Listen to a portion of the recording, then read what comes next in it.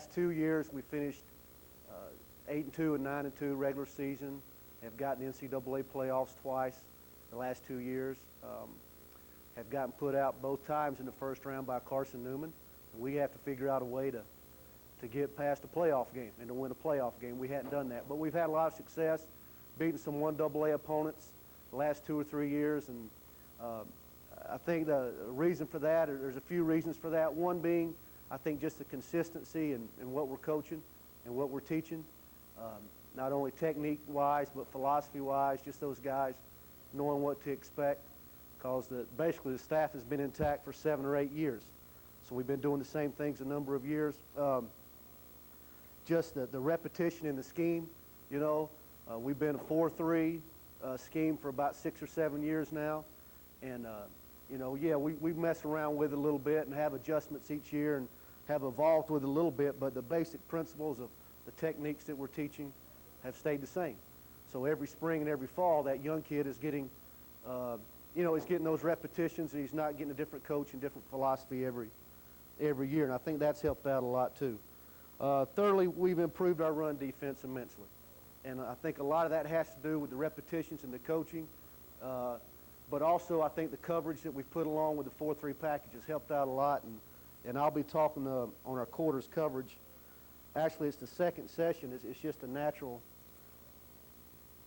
evolution to go from that, and that's backwards on your sheet there. I'm going to come back to the last session and talk about our nickel package, okay? So I'll evolve from our run game to the quarters coverage and then talk about the nickel package later on. And that's a mistake that was on that sheet.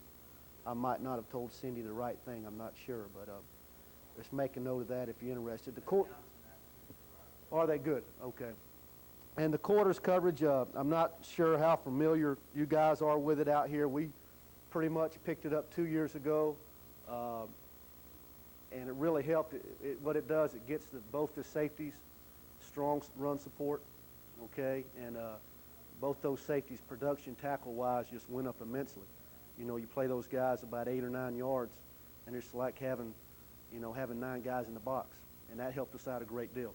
Puts a little bit more pressure on your corners, but we found that, hey, the priority has got to be stopping the run, and we made a commitment to that, and you know, surprisingly, some guys don't really pick on some things that you might think by looking at it that are open, and you have to have a pretty talented group of wideouts and quarterbacks to get it a certain time, and you really just got to work on it as far as technique with those corners, but that's been real successful with us. And of course, Ed Murphy, our athletic director, who's been out in this area before, I think, coaching, has done a great job of working with our admissions people, helping us get players in. And 10, 11 years ago at West Georgia, it wasn't like that. And now, since he came in about 4 or 5 years ago, we're getting some transfers and we're getting some better players. But by no means, do we out-talent anybody. I don't think.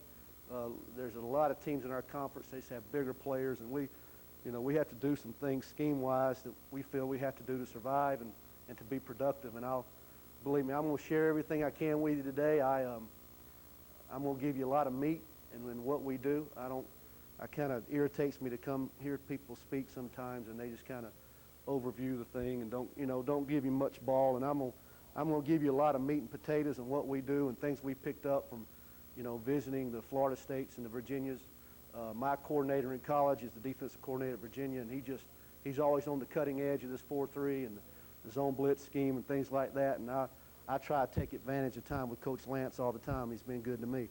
So let's get going kind of into what we're doing front-wise first, and then I'll go into the backers in the secondary. And please, you won't offend me at all if you blurt out and jump into a question and stop me at any time. Please feel free to do that.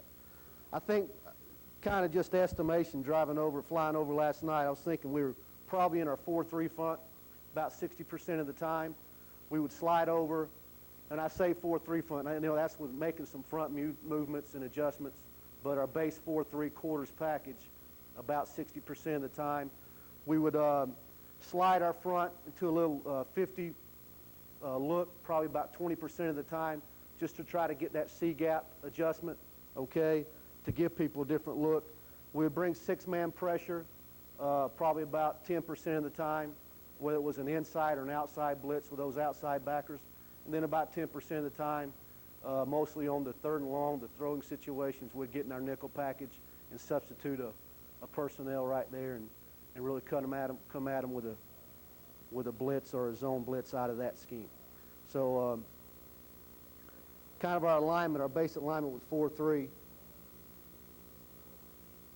I have a left-handed person's curse here, so I'm probably going to smear some of my things. I'll start off with I-Pro. We'd line up with a 9 technique, 3 technique, shade, and 5. Okay, and this is our base alignment. Our Sam in a 50, I call a 50 outside shade of the tackle, a strong shade with the mic, and that Will in a 40-eye, inside shade of that offensive tackle. And this right here is an adjustment we made 2 years ago with that Will backer. A lot of people will play him out here in a 60 or where a tight end would be. And I'll go over in a minute when we're talking blocking schemes of how that move right there with that Will linebacker in a 40-eye helped us out a lot on strong side running plays, getting that Will backer involved. And I don't think we gave up a lot with that, okay? Depth-wise on this thing, the Sam backer, I'd get a little bit tighter, toes at about 4 yards, Will backer, toes at about 4, Mike backer, toes at about 4.5 to 5.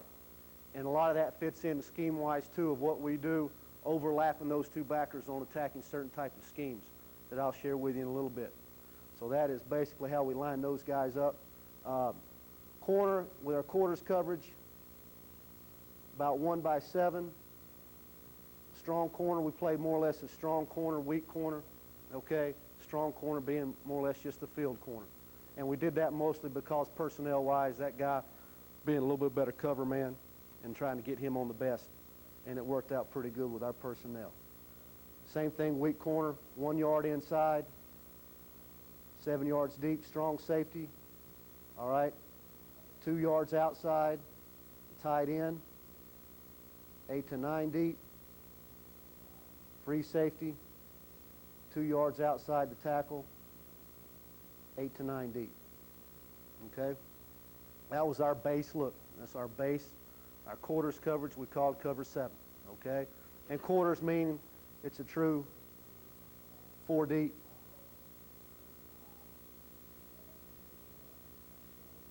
Quarters coverage if you got pushed with 4 verticals, okay?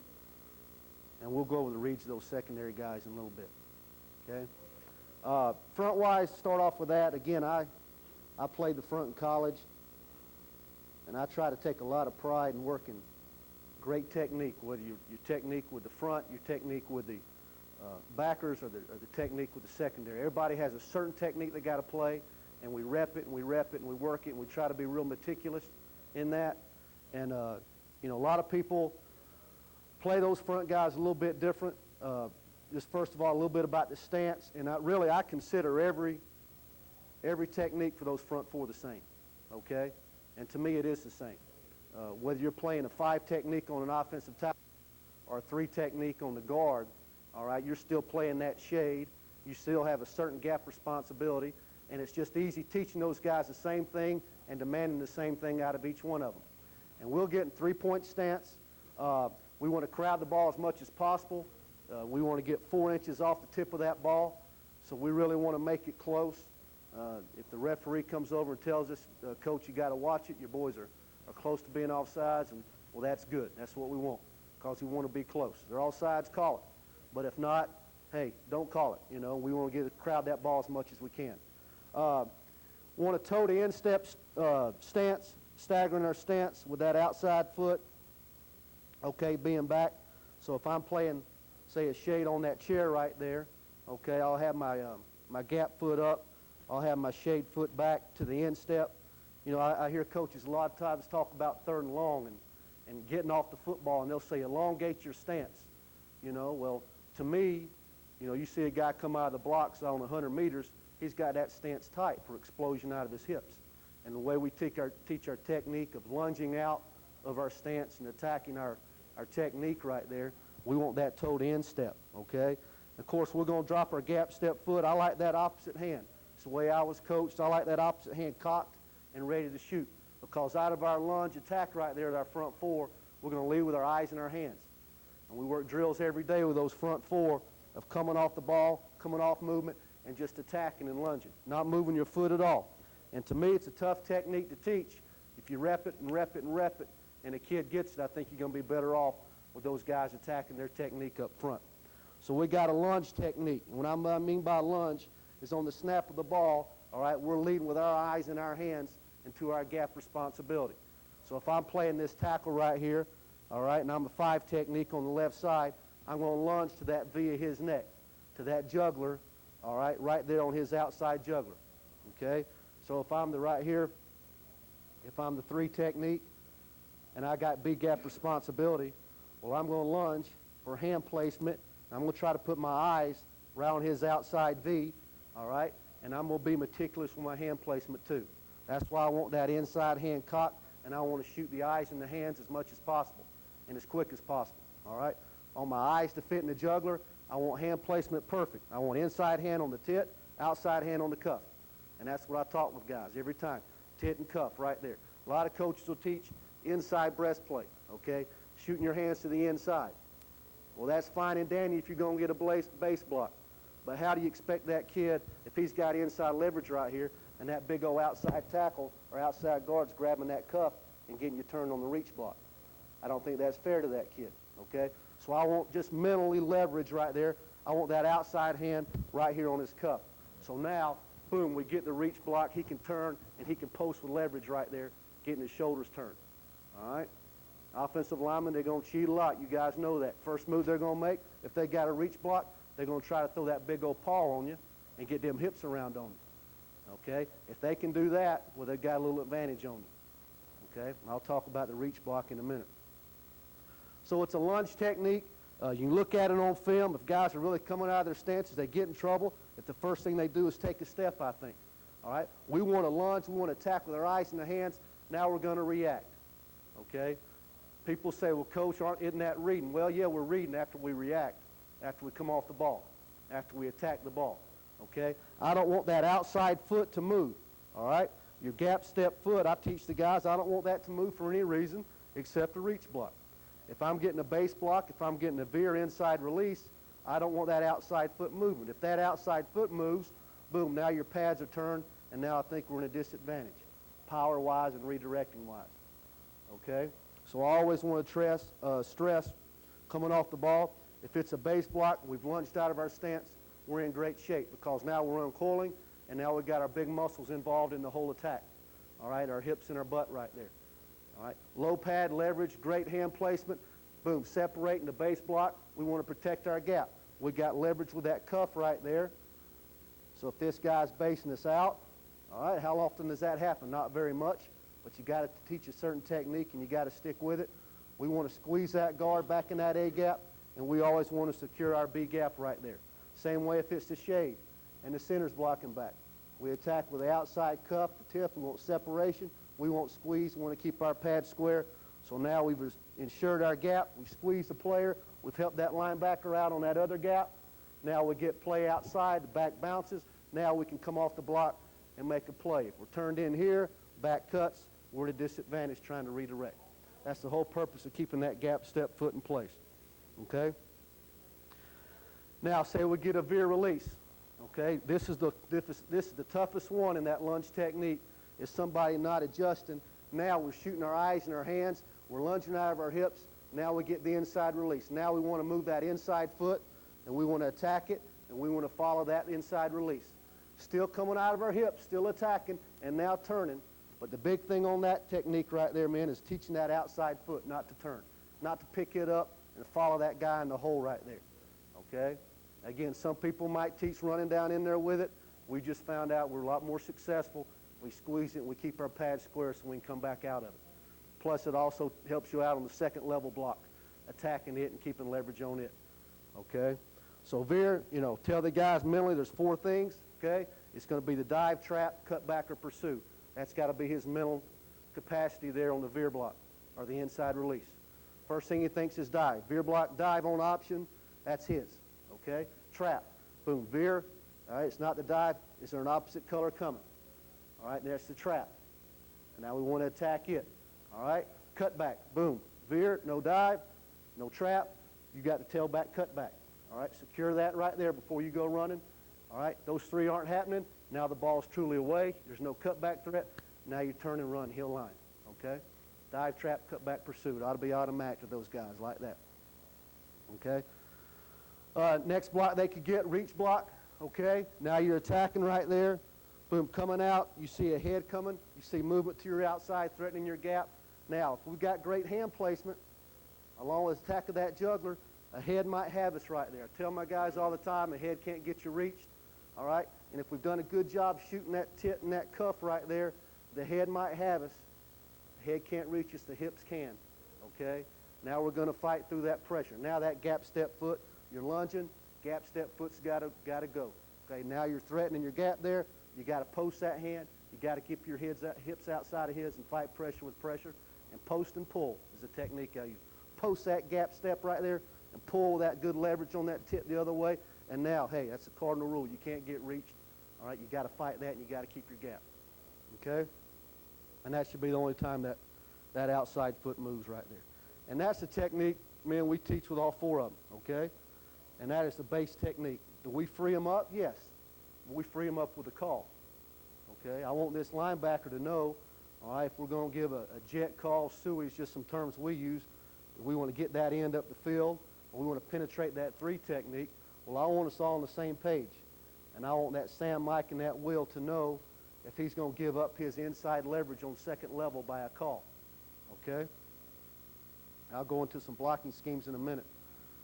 But what we teach, say that end or that tackle gets a veer release, and that second level's coming at it. If it's a power and the fullback's kicking the end out, or if it's a trap with that three technique and the guard trying to trap the three, if we've done a great job of attacking and not moving that gap step foot right there, boom, we're squeezing down the veer. Well, now we're in great shape for that second level. Got great eyes off the juggler right there. He's released. Don't really preach, men, following that guy down the hole, because we have a tendency to turn our pads when we do that. If we got the great hand placement, we're going to naturally get a shot on that guy, okay? We're going to naturally allow that backer to scrape real nice and tight for us, okay? But I try not to overcoach that, because if guys start doing things like that and really concentrating on getting too much on that veer release, okay? Yeah, and in the perfect world, we'd like to just jam his butt down in that trash and him never come up. But, tight ends are too athletic, all right? And those tackles can, they get teaching that rip and that avoiding that contact and all. But if they do a good job of shooting those eyes in the hands, hopefully they'll get to a point where they can at least get a piece of that guy, all right? But now we're shuffling down, we're sliding down. We see that opposite color. A lot of people have taught wrong shoulder technique, attacking that second level, making it spill. Our philosophy is always trying to get that ball to go east and west. Okay, we want to cut the vertical lanes down. We want to keep making that ball bounce to the sideline. Okay? I like just to attack the inside or the downfield shoulder. Okay? I don't want these guys to give their body up when they turn. I don't want them turning trying the wrong shoulder, giving their body up. I want them, if they see a blocker coming at them, you want to attack the downfield shoulder, and I want to attack that technique just like I would if that's a gap responsibility underneath that shoulder. So I want to attack that cuff, and I'll attack that tit right there. Bam, and I'll explode up underneath them and work up underneath them and try to stay alive, not give your body up. Okay? And that also, a lot of times those guys will follow that in there, and they'll see that counter sweep coming, and they'll go attack that tackle, and they'll end up down there where that guard is, or the center, and they wrong shouldered that thing so good. Well, there's 4 holes right there for that linebacker to scrape and cover, And you've always had guys that could do that. They could squeeze, and they'll go attack, and it's just natural. The ball could be right there. They can make that play, but the robots, you've taught them so much about wrong shouldering that he's going to run down there. The ball's right there, and he's going to make that thing bounce. Yeah, but now that back's got about 3 holes, and your linebacker's sitting out there trying to make a 3-hole play right there. So I really try to emphasize, go attack that shoulder, keeping your pad square. Now, hey, that ball's coming out here. Well, now you can be a player. Now you can plant and cut back. That back might beat that guard. That guard might get stumbled. They might not time it up just right. Okay? In a perfect world, yes, you got to hustle your butt off and wrong shoulder that thing right there in that C gap or that B gap to make it bounce. Okay? But it ain't like that so many times. So I try to teach these guys to keep their pad square and attack that shoulder. Now, if something strange happens and that thing bounces out quick, or you really do a great job of attacking that guard, and you really squeezed it real good, and the back sees that and goes ahead and bounces, well, now you can have an extra player right there to help out your linebacker. Okay? I'm kind of jumping ahead of myself right here. But the point is we try to be consistent with that teaching. Okay? We will free them up. Okay? We will jump slap them, penetrate a gap. But again, that changes that linebacker scrape rules right there. Okay? That's a little bit on our line technique that we teach.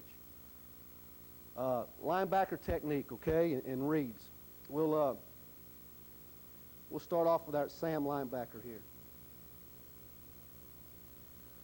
And I've kind of evolved in this teaching over the last. I've had the backers for about 5 or 6 years. I had the front at first, and I've got the secondary now. But you know, we want to see a triangle, and I want those guys to have their vision expanded a little bit. But I want that primary key for that Sam linebacker to be that uncovered lineman, all right, to be that offensive tackle, okay? I don't want him to get so focused in that near back that he can't see what that tackle's doing, okay? All right, so he's going to see that offensive tackle in his triangle. All right, he'll have that tight end, and he'll have that opposite side guard in case we get near back flow to the weak side. So there's that Sam's linebacker, but he wants to make sure that he sees through that offensive tackle, okay? Because that is the first person that can come out and block him. That's his quickest threat, is that offensive tackle. All right, stance-wise, I want it to be comfortable, okay? We are a little bit tighter, and it's kind of the way we attack things is why we're tighter, but I want that stance comfortable. We got a couple shorter outside linebackers that kind of, you know, you look at them, you say, well, maybe they're high in their stance, but I want to be able to see, okay? I had a 3-year all-conference Mike linebacker last year. Well, he didn't play last year. It was 2 years ago that he was only about 5'9". He had 136 tackles for the year, and he was a hellion. But he was short, and he had to kind of sit high in his stance. But he had exceptional feet. And I got a big old Stork 6'3" linebacker right now. They got to preach on staying low because he has a tendency to get up high and let people get in his legs. But I want him to be comfortable. I want him to see. I just try to teach him to keep their arms cocked a little bit. You know, I don't want them back here. I don't want them hanging down here at their feet to bring their shoulders down. I like for them to be cocked a little bit so them shoulders can stay up, all right? And I want this teach hands and eyes the same way with the backers as we do with the front. So they got them cocked right here. They don't have to reload when they get that base block by that tackle, all right? Or they're skimming and they want to attack a block to beat it. They got them hands right there, and mentally they know, hey, I need to shoot. I got to shoot my hands, okay? Eyes and hands, eyes and hands. Okay, block-wise coming at us, okay, say he gets flow his way, flow from near back, tackle out, well, he's immediately getting threatened. Say that could be the zone play, it could be a toss sweep with a base block. He's got to go attack that tackle just like a defensive tackle would attack the guard that's trying to reach him, okay? He wants to attack downhill right now. I want his first steps to be a positive step. I want most of his weight on the balls of his feet. I like his heels off the ground just a little bit. Don't want to be flat-footed, okay? And I want his first step to be a positive step toward his gap responsibility, okay? So now he's going to attack that tit and that cuff. He really wants to work on it. He has a little different maybe size disadvantage, so I might teach him if he's locked up with an offensive tackle and he's got that good initial placement to go ahead and make a rip move to get off that guy, okay? To go ahead and disengage a little bit quicker than what that defensive lineman would disengage, all right? Because he might be at a bigger size advantage, all right? And he needs to stun him and go, all right? He can't get locked up in a mush match.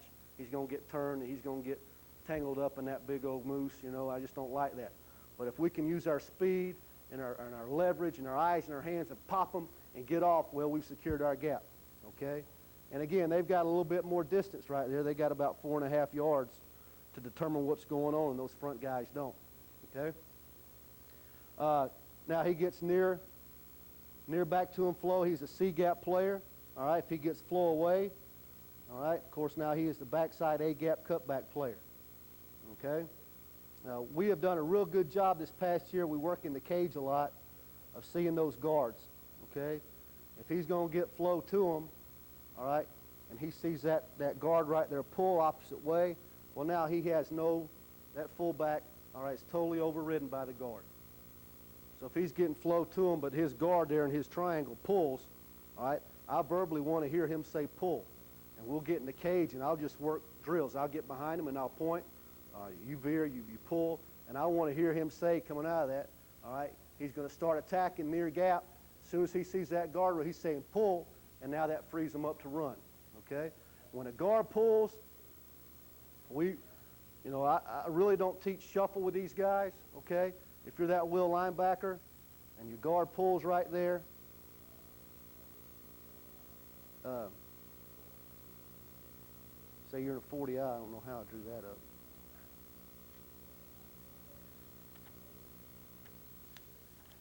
Well, now you've given up. If you got a guard pull,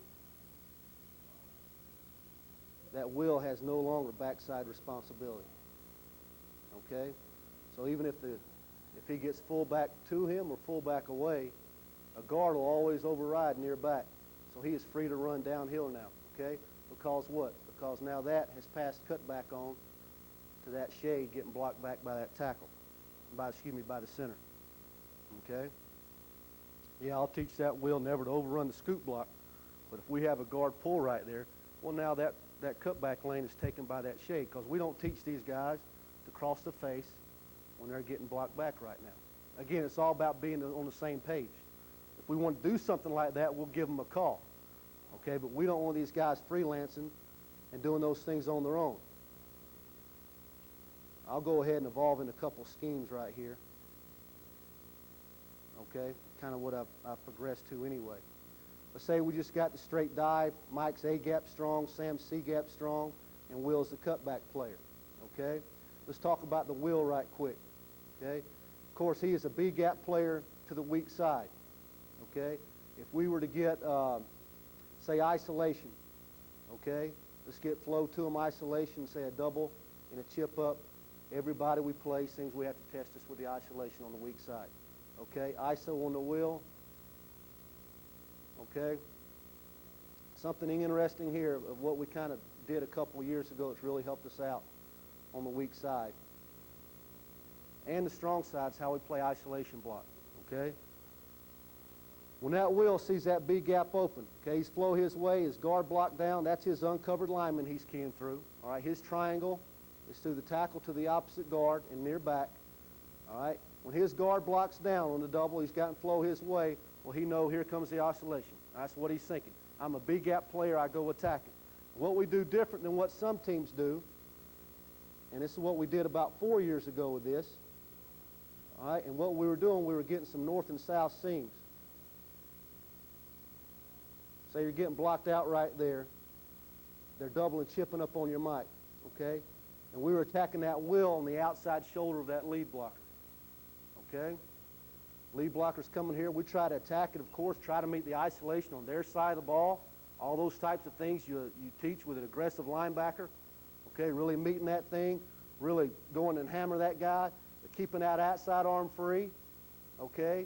And you're thinking, well, the Will's going to be that outside B-gap player, and the Mike's going to be the inside B-gap player. Okay, that's what it was taught in the 4-3 for so long. Well, what we found is people were manipulating. If you weren't in a G look, all right, if you got a shade, they get that double and that chip. Now that Mike might be a little further outside coming off that chip block. A good tackle rubbing up on that shade and coming up on your Mike. Okay, now your Will's really attacked it, and what we found is a lot of times there'll be an outside seam there. Excuse me, a north-south seam to the inside.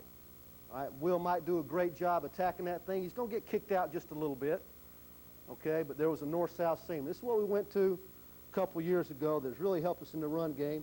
And we worked the same thing with the Sam. If the Sam was getting a lead or if the Sam was getting a tag block with that down and around with the guard tackle, I call that a tag block. All right, we got a technique, we call that frontal to the inside with that outside backer on isolation. Frontal to inside. Okay? I know I'm writing messy here, but being left-handed, I'm usually over on the other side of the page writing upside down, so this is kind of backwards for me. So we want that same mentality by that Will linebacker. We want him going to light up that isolation. When I say frontal, that means I want him hitting that fullback right in the chops. Okay? I want him running through his juggler. Nice low pad, but I want inside leverage, okay? So he's going to run right through his juggler, but I want tit and cuff to the inside, okay? Now, that's ideal. Now, hey, say you got a hammer wheel that just goes in there like a cycle in that isolation, and maybe that hand placement ain't perfect, well, that's okay, all right? If as long as he's rubbing off and he's releasing to the inside off that thing, all right? But what you'll find most of the time on backs, now this might change, might evolve into it. The offense is always trying to stay a step ahead, but when they see that wheel coming in here and blowing up that fullback, he'd love to bounce that thing outside, okay? If we really do a good job attacking it early, then we'll jam up with that shade right there, unless, of course, he wants to cut it back. But that's more of a soft flow play, not a hard flow play. If they're wanting to hit that B-gap isolation, they're wanting to hammer that guy right there and that back get the seam here or here. We'll frontal inside that wheel, and now we're bringing the mic right over the top. Bringing the mic right over the top. So now the mic on the chip with the guard on the chip up on the center, on the shading up, now he's got a little bit more leeway, okay, to scrape over the top of that thing. And now, I tell you, that Mike, our Mike linebacker has made so many plays. He's our playmaker, okay, and I urge you to put your best defensive player right there, because the way we attack our scheme, he's making plays. He had 124 this year. He had 136 tackles last year, okay? And he's just out there playing catch. That back bounces, he's unblocked. They can't account for him. If he does a good job getting downhill, that's why we have him a little bit deeper, okay? So he has that good downhill scrape angle. So he'll fit right outside that wheel and right inside your 5 technique, okay?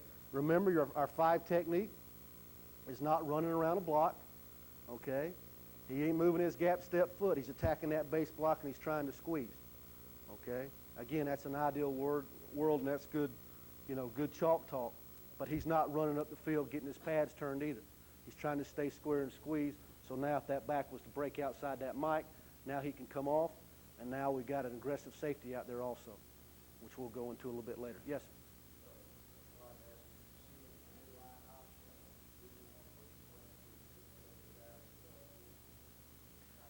Are you talking if this midline being a tight track by the fullback?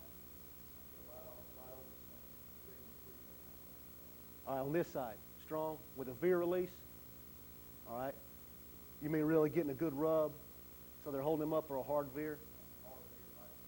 Okay, well. Oh. Okay, say he's getting dive threat right there. That's his veer release. Okay, so now it's going to make him the A-gap player. So we're teaching that guy gap foot in place, squeezing heavy. If you're getting blocked back right here, right by that center on the shade, squeezing, really attacking, squeezing that gap, and now flow strong, all right? If he gets veer release, Mike's got now he's a B-gap player, okay? Now, base blocking to Sam. Blocking out on the end right here.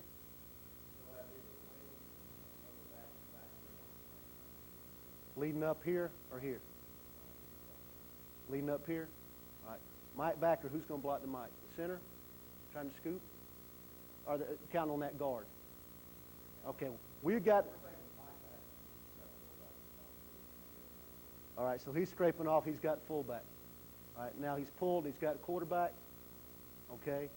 Sam Backer's getting... What's tight end going to do? Outside release? All right. Ian gets outside release. Now he's going to plant and come back in, try to squeeze that tackle. All right. Sam's got to step up quick. All right. Again, we have got, if he gets outside release, we've got strong safety back here, 8 or 9 yards deep, and he's a field player. But he gets the ball on the line of scrimmage, he's your force. So he's coming up and filling. Now if it's a run pass, now he's just going to go the flat. But he's a force, so he's coming pitch, contain. All right. Sam would fill right in the C gap. He would be your quarterback player. And now you have your end as a quarterback player too. Okay. We haven't seen much of that. Usually if we get option, it's going to be veer right here and veer right here, more outside veer. But key right there, that Mike has got, Mike's in a strong shade too, so he cannot get hung up by that guard releasing inside. They got something there, if they can get up on that Mike.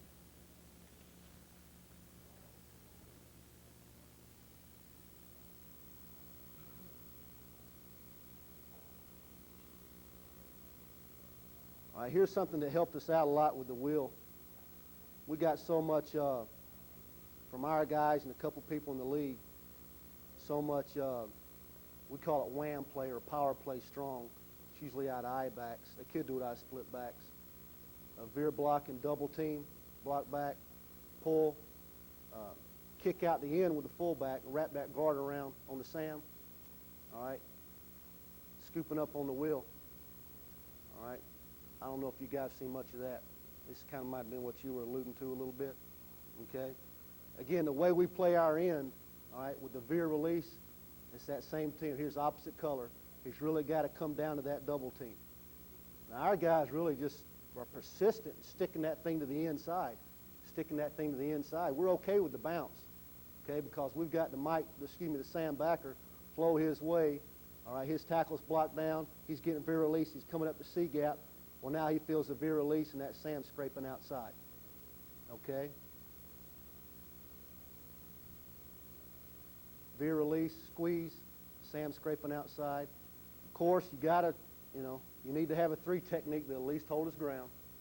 The more movement they get on that 3 technique, the tougher it is on that end. Okay? Am I blocking that? Is that okay? All right, so we're getting a kick out right there. End squeeze. Again, not running down, pads turned, where that guy's just got to seal him and run, but attacking the inside shoulder of that fullback and trying to explode up through his inside. All right, and now between that 3 technique and that end, we should have that gap taken care of, okay? Mike is going to go downhill track. He's got to make sure he reads hard wham play or soft flow cutback. Now he's got to step back in the A gap because he's getting a double. But if he reads hard flow wham, now he's going, and I tell him, you put that tight end right back to where he came from. Because if the end doesn't do a good job and the shade gets movement, there's that seam right there. It's the same way we tell them to attack the belly on the belly option. Is you want to go right through that inside digit of that tight end, put him right back in the hole. The bounce, we're fine. We got a Sam out there, and we got a strong safety coming out there. Okay? But it's the same read. The kicker in the whole deal now is our will linebacker. Okay? Most of the times it has in the past, the last 3 or 4 years, this offensive tackle right here has been able to get up and get a piece of our will. All right, we moved him inside, and by persistently working that pull call, once he sees that pull, he is running, man, downhill, right toward that opposite A gap. Okay? He's made a number of plays, us stuffing it in here, of right there in that backside A gap. Yes? Second play down on the kick out block on the end. Right. What are you telling your end his primary responsibility is? Inside that block, outside that block? Inside that block. Inside that block. Inside that block. He wants that ball to bounce. But yet you still want it to stay square. Stay square. When he comes off of it, all right, he's getting a veer release. He comes off of it, boom, dive, trap. Well, that's a trap to him, where it's the fullback or the guard. All right? Now he's got the trap coming. He knows he's responsible for the inside of that trap. He can't go meet it head on. All right? He can't run up the field. All right? Now, if we've given him a call to jet up the field, yeah, he's outside. Now that Sam's got the inside. But just our base technique, now he's going to go attack that inside digit. Okay?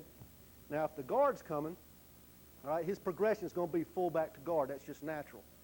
So he's coming off that veer. His eyes are going to go fullback to guard. So now after he comes off that veer, fullbacks to him, he wants to go attack that. And he's going to run now. When he establishes the trap, his pads are squared. Now he wants to release and go attack it. Yeah, he's not going to sit there and wait on that fullback, no. But we want him going, attacking that inside digit. We want that ball to bounce. If that ball's not bouncing, well, that's his play. He's got inside leverage on that blocker. He's got to make that play. But if he doesn't do it good, boom, that fullback comes and gets that good shot. They'll get in that own set, and they'll set that fullback up here tight and, put him right there where he's got that good angle. That guy's got to do a good job of that. Good job of meeting that thing and squeezing. But this guy had a lot of production on the strong side for us. All right. Not only that, but the counter sweep too. Same principle with the counter. Block back, double, veer on the mic. Okay. With the pull call, him getting production going to the strong side. What people do off the double team, they'll try to teach double. If you see the backside, he's got to rub off. Well, the more this guy's concerned about that will linebacker coming, the less movement you're going to get on that double team, because he's having to come off that double team a little bit. Okay? We kind of alluded to the trap to the inside. And at this point, you guys probably can kind of go with the philosophy with a lot of different schemes of what we're going to do. But with the trap right here, blocking back, pull, kicking out, okay? We want that 3 technique and that shade to do a good job of squeezing and squeezing. So now that back has got to bounce out to the B gap where we should have our Mike backer play. Okay? Work that triangle read with that Mike a lot. Kind of skipped over his read, but he's responsible for that triangle right there with near back to both guards. Okay? So if he's getting that action right there, he's automatically an A-gap strong player. Okay? His first step, that fullback's this way, might be his first step with the right foot, but he's getting flow back strong right here. He's thinking A-gap. Now, the veer's coming. This guy's getting up on him. Well, now he's just going straight downhill, and now he's become the B-gap player. Okay? Same thing, counter sweep. He's got wide track. He's got pull. He's getting a pull called by the will. He might take one step. Now he's scraping outside that double team right there on the counter sweep strong.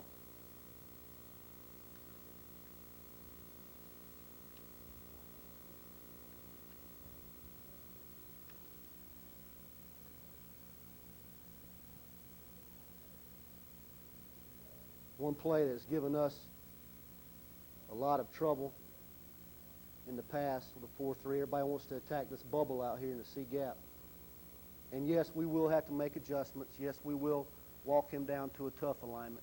But just our philosophy on how we want to play the belly right here, all right, to the strong side. Inside release on the mic, block down, okay, pull, kick out right there. And it's the belly-belly option series. Reverse out.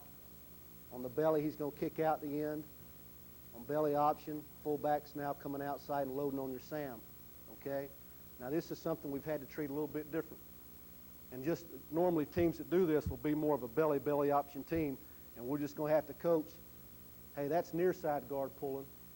That is not opposite guard pulling. Okay? So that's not considered trap to you, telling this end. When he squeezes that end right there, that tight end veer releasing, all right, he wants to keep outside free on that near side guard. And it would be the same way if they did it right there on the weak side.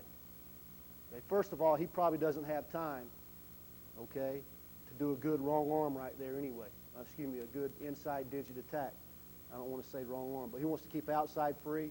We teach that Sam linebacker, step up in the C gap and try to read the track of that fullback. Okay? Nobody's there to block him. They're counting on him running outside thinking belly option, but he needs to be patient through the load right there, sit right there, and now with a good job of squeeze here and squeeze here, hopefully that C gap will be constricted. And we ask Mike to come downhill, try to put that tight end right back in that C gap. All right? Now, belly option happens. The fullback's got to take a wider track. We're asking Sam to come outside that end now and play inside out through the load. And you got strong safety coming up for force. Okay? If the end's done a good job, the Mike reads wide track. Well, now, Mike, we're saying, hey, you read wide track. Option, now you can come over the top of that tight end and work inside out and help out with the alley with the free safety from the other side. Okay?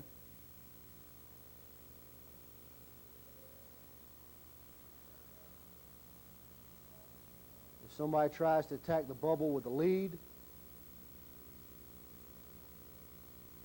well, we work that same technique of frontal to inside with that Sam linebacker.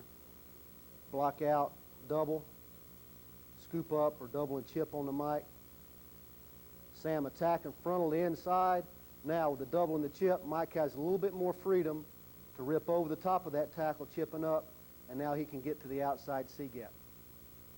It's the same technique we work with a lead with the wheel backer. We're working with the Sam backer now.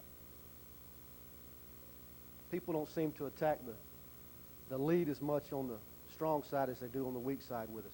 Okay? Now, coaching point for Will, all right, say he doesn't get a pull, say he's just getting scoop right there. Well, now he's got to be careful. If we get a pin back right there on the end, I teach him now you can't overrun the scoop.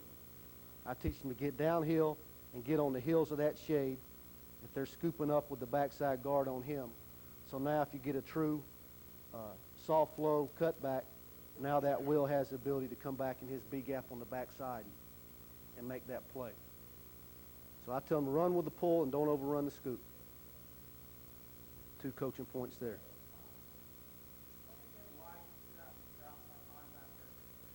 To try to take away the vertical seams, the north-south running lanes. We've had problems, and we did have problems, and this isn't something, Virginia did this a couple years ago, and this is the year they finished #1 in the country, run defense.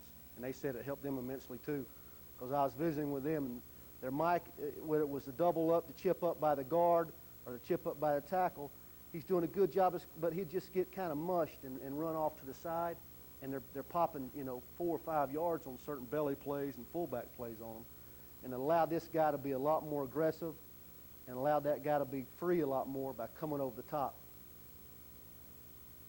And I tell you, it's really a thing of beauty working in a practice on the inside drill, and you get that good crossover right there, and there's nobody blocking that mic. He's got them pads square, he's shuffling right through there, and boom, he's tagging that tailback, And they start trying to cut back, and you're doing a good job with that backside backer on his backside A-gap, and it really, I never will go back the other way now since we started playing that way. Really, just the whole attack scheme of those linebackers, not shuffling, not being passive, but when they see the scheme and they've read it, just attacking full force and really running through their technique,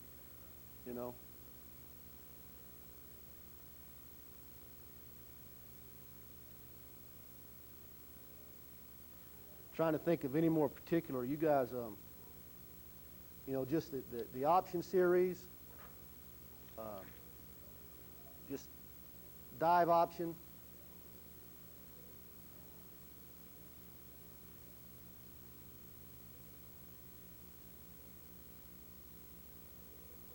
I'll go ahead and kind of incorporate our DB run responsibility in here.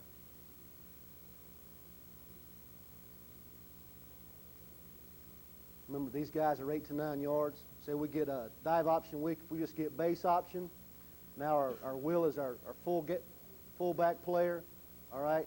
End is quarterback player, so he's outside arm free quarterback. Free safety's coming force. Corner's coming second contain. Okay? These guys, their first steps, okay, safety's first steps are free steps. So they're sitting there, they're reading the ball, all right, to their progression, their receiver. Safeties, strong safeties reading ball to number 2, okay? Free safety is reading ball to number 4. We number our receivers. It's split backs, 4 will be over here. 1 through 5 from formation over. Okay, so free safety's reading ball.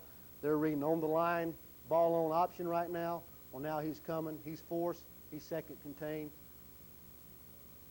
Alley from behind. On the backside, safety cut off by the backside corner. Okay? Base block right there. Will's coming fullback. Doubling the chip right there. Mike is scraping over the top. All right? More times than not, against a 4-3, you're going to get a veer release up on this Mike linebacker. Good double team right there. Perfect angle for the Mike. This end does a good job squeezing. We're telling that end now, veer release. Now you're the B-gap player. All right, you got to take the dive. If they really split you out wide, this Mike is an extra player on the weak side anyway.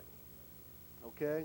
If they got tighter splits and the end's doing a good job on the dive, we'll tell the Mike to scrape real tight, get over the top of that tackle veering down. Help us out. Team like Carson Newman, that split back veer, they really get them big splits right there. Well, now you might have to tell your Mike, you come down here on that veer block, and you got to help that end out on the dive. Okay? But again, he's an extra player to the weak side anyway. So the end is squeezed, okay? Now your will linebacker is thinking flow 2. His first thought is dive, B-gap. Now he feels the inside release. Now he's going to scrape real nice and tight off that tackle. Now he's a quarterback player.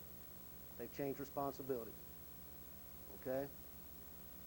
Coaching point on that wham play or that power play I was talking about earlier, that is a tougher thing for me to get across with the guys, is that Sam backer or that Will backer, when they get the veer, is to scrape tight. They naturally want to scrape too wide, and there's going to be a seam inside of them. Really working with that Will backer, if they run the weak side power or the counter sweep to the weak side, of getting the end, a good squeeze and attack, and then a good tight scrape. So now if it's guard pulling and trying to kick them out, all right, that we've really forced that ball. It's not here, it's not here. Well, now it's bounced out here, and we've got a free safety coming to make a play. Just the half line is really all I work. We'll break up and get the ends and the wheels together and the ends and the Sams together. Right now we flop our inside guys. We got a true 3 technique in the shade, but we just go left and right with our ends. So, okay, we'll say left ends with the Sams and right ends with the wheels, and we'll work just a triangle drill there, working that scrape, kick out, and then we'll say switch, and we'll throw the Sams and the wheels in opposite directions. Okay? And men, we bring the strong safety and the free safety up during the inside drill, 7-on-7, because I don't see how you can expect those guys to get a feel for where that fit's going to occur and where that alley's going to happen and how to get inside out on that ball when it bounces out if they're in pass scale the whole time you're doing inside. We'll rotate those safeties so they can get a feel for coming up, and in the run scheme, they're just like an extra set of backers. They're coming up and making a play. Okay?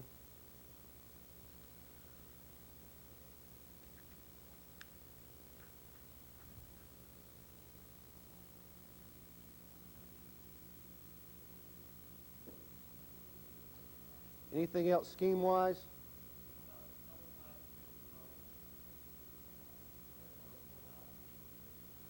What we've done is we try to control our double tight call on the backside, our adjustment with a call. We see 2 tights coming in depending on what people do.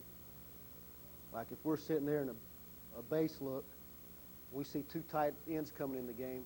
Well, if it's a situation where we'll say they're trying to throw the ball off of it or they still have their normal running game, we'll still call base, and we won't adjust. We're just going to walk that corner up on that side.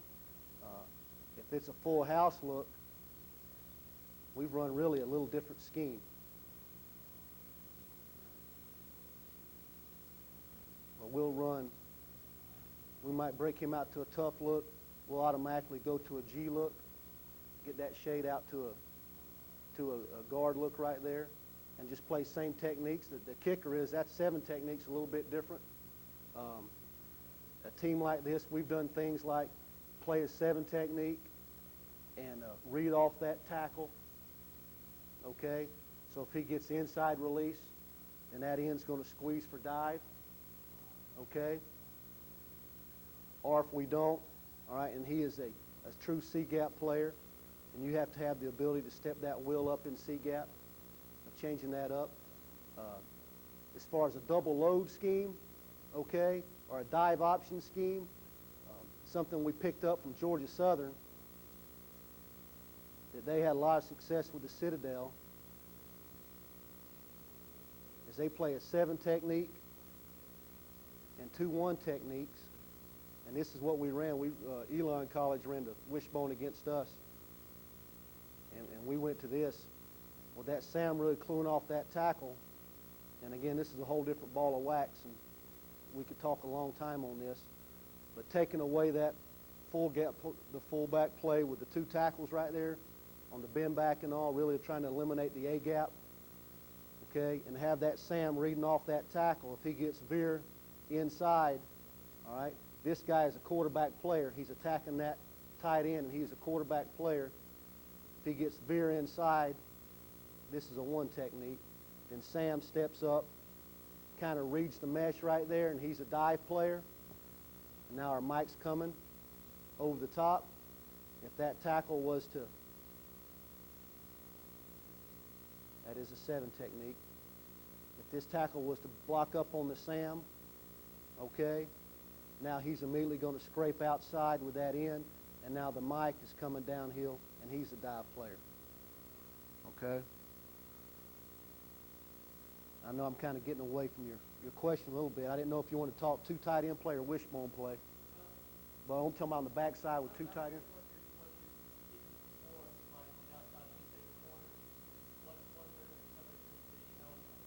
Yeah, we didn't play 7 now with a true fullback. Okay, we might play a little cover 2, where now we got 2 hard corners out there for force. Yeah, we wouldn't sit in our quarters coverage. That's mostly a pro style flanker. We won't even stay in 7 to a twin set. We'll roll over, and we run a lot of cover 3, like with option teams, to get a strong safety up tight to the line. But like if the twins,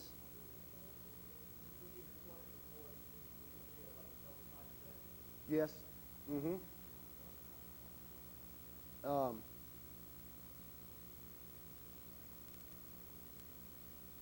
Twin set, front sustain, and we'll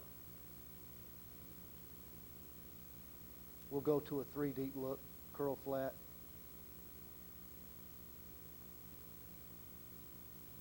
You know, anytime there's two backs in the backfield, you know, I want to keep 3 in the box. You know, that's just kind of our philosophy. And so we will roll to that. You know, if it comes out of motion, we just roll up to it and kick over. There's the motion back, and we'll go back to 7. Okay? So we don't, unless it's a situation where it's a real throwing situation, we could stay in quarters. But I don't like to remove that will linebacker with 2 in the box. Now, you know, sometimes you do. Kind of our alignment adjustments.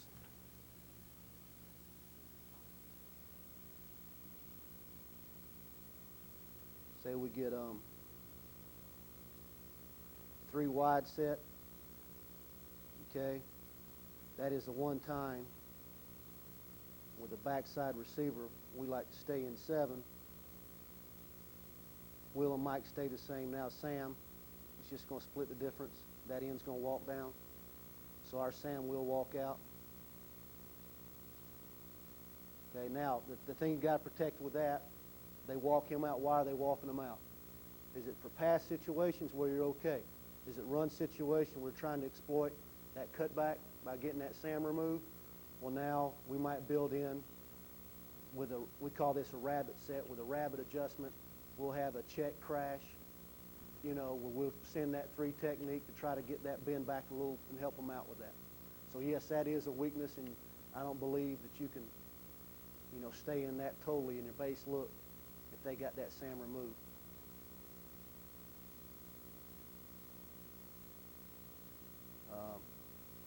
Three wides with the tight end. Well, now our Sam and our Mike stay the same, and we split the difference with the will. Okay.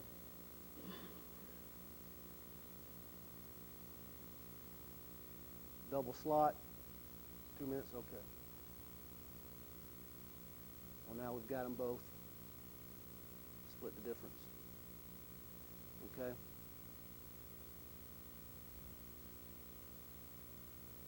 A 2 tight end flanker or 2 tight end with 2 backs, or 2 tight end double flanker. We kind of reserve that to game plan about what are they doing. Is that a run set form, or is it a pass set? And we'll, by that, we will determine what we're going to do with our alignment over here with that will, okay, and that backside end. But right here, if it's we have 2 wide set with 1 back, we'll bump our will out to a head up, that number 4 receiver right there. What people have done with us with this says run the zone play. So we want to make sure that you know, that we got them all covered up with the zone. And our Will would be our D-gap player on the zone. Because you'd have your corner removed right there. Okay. Anything else scheme-wise? Secondary run responsibility, you know, it is pretty simple. First steps of those corners are a low and slow back pedal, so they're always second contained. The first steps of the safeties are free steps, okay, and they're reading ball on, they're coming up hard field, okay? And the whole advantage of the thing with us is really to get those safeties more involved in the run game. Now, what I'm going to do, let's run through these real quick. He said 2 minutes. I got a few cut-ups of some, this shouldn't take long.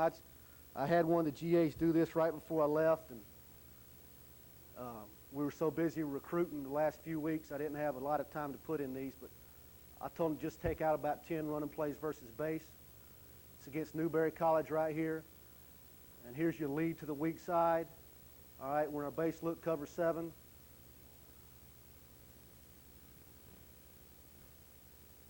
Ian's not doing a good job of keeping that head outside. This weak side 5 technique is really coming inside too quick. Let's see how the Will does. Goes, attacks it pretty good. He gets cut, and I tell him, I said, hey, if they're cutting you at the line of scrimmage, men, on isolation, they're in trouble. All right, they want to get some type of movement with you with that fullback. And hopefully the first couple times in the game they run it, that fullback doesn't want any part of it as the game goes on. They try to cut it back. Let's see what our Sam does. Pretty good false step by that Sam. We had a real light Sam linebacker this year. We really recruited well junior college-wise to replace him. But he needs to be working downhill toward that backside A-gap a little bit better. No, that's what I was saying. He's wrong. He's peeking too quick. The only time we tell him to come inside if that ball is committed and there's no chance for the bounce out, now he can pull and rip, pull that foot and come across.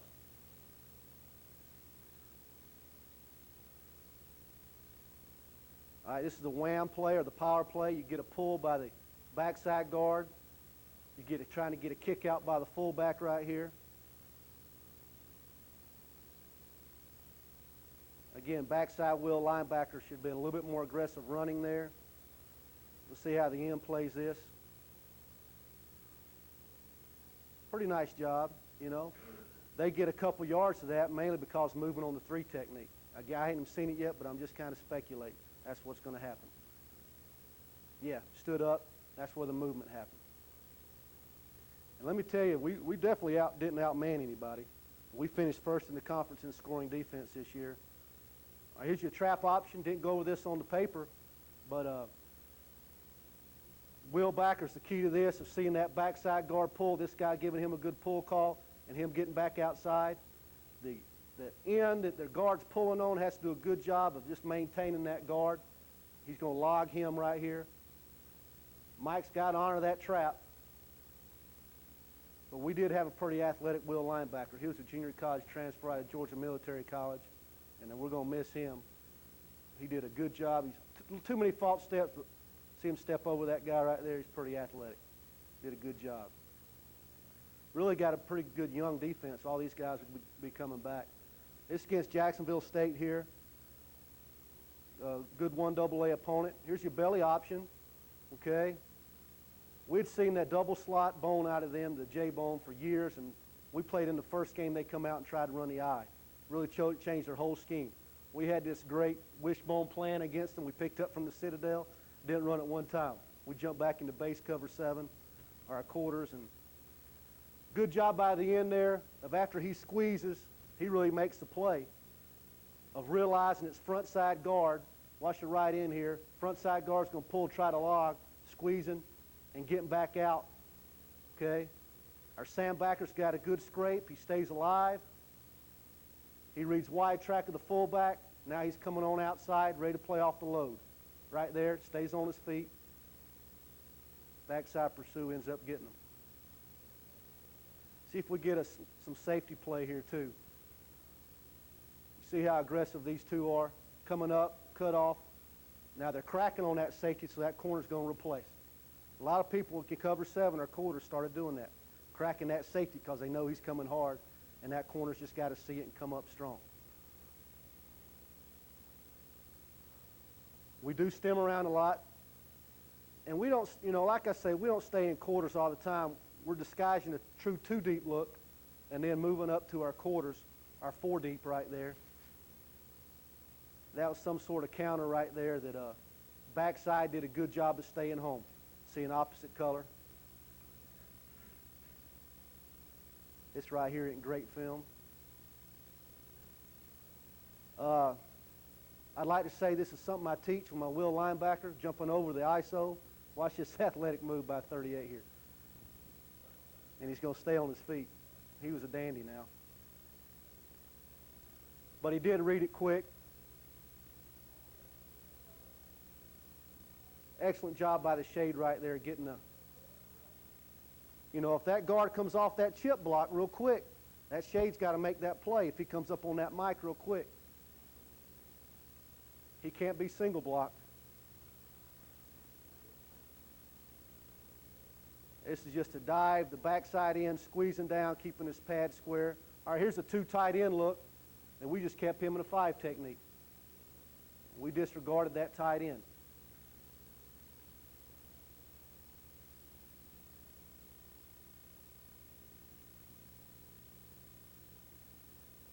Should only have about 3 or 4 more plays here. Little option right here. Now this was out of a 2 tight end look. So now we got our corner coming up force and our safety coming second contain. Is that part of the sent in, or? That was just a check. That is definitely a check to 2 tight ends. We might even played a quarter, half look to that. I can't remember right off the top of my head. But it was an automatic check to that alignment. Here's the same type play to quarters.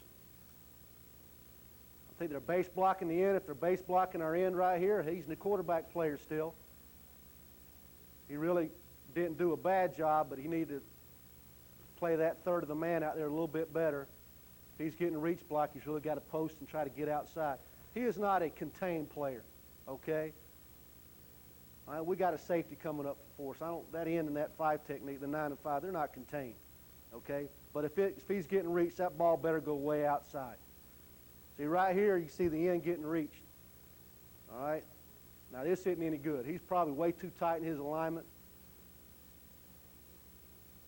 But he's getting reached right there. But you see, with our safety coming so quick, it gives you quick help.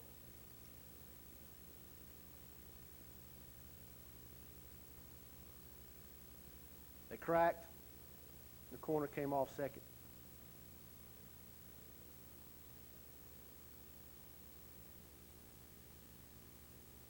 Dark film here. Here's your counter sweep.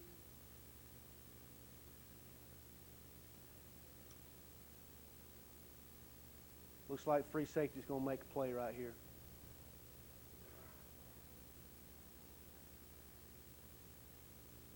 That end did a good job of not running down in. He made that ball bounce out a little wide. Kept it from going north and south. Here's your tall, strong. Great job by a defensive end. On the tight end right here. They're just base block. That Sam ought to be coming up C gap. All right, they down and around it right there. He did a good job of attacking that guard. Our end really manhandled the tight end pretty good.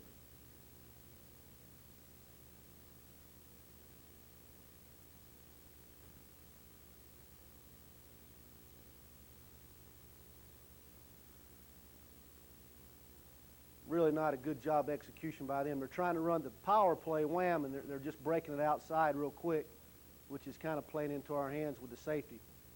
Normally that thing's designed to hit in that C gap. I think our free and our strong ended up being like the 3rd and the 5th leading tacklers on the team, behind the Mike and a defensive end and I think the Sam. So, well, that's it for the first session. What we'll do next